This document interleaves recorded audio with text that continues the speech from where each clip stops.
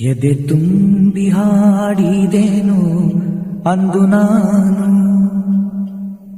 ಎದೆ ತುಂಬಿ ಹಾಡಿದೆನು ಅಂದು ನಾನು.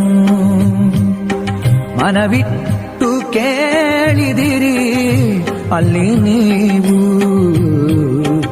ಎದೆ ತುಂಬಿ ಹಾಡಿದೆನು ಅಂದು ನಾನು.